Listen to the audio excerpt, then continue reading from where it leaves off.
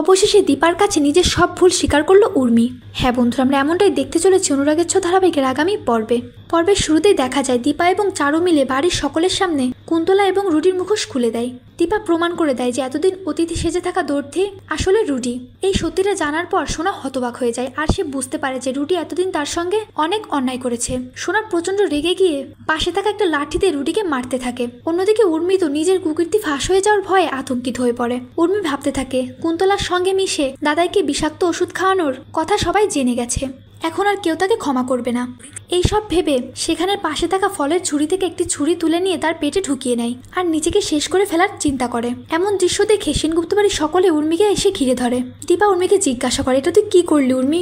উর্মি কাঁদতে কাঁদতে দীপার কাছে নিজের সব ভুল স্বীকার করে আর বলে, দিদি তুই আমাকে ক্ষমা করে দিস।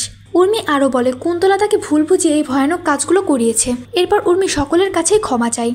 সকলে যখন উর্মিকে নিয়ে ব্যস্ত, সেই সুযোগে কুন্তলা রুডিকে নিয়ে সেখান থেকে পালিয়ে যায়। এরপর দীপা যখন খেয়াল করে কুন্তলা রুডি সেখানে নেই, সেখান থেকে পালিয়ে গেছে, তখন দীপা বলে, আমি ওদেরকে পরে দেখে নিব, আগে উর্মিকে সুস্থ করে তুলি। ওদেরকে তো আমি কোনোভাবেই ছাড় দেব না, ওদের সমস্ত অন্যায়ের শাস্তি ওদেরকে আমি দেবই।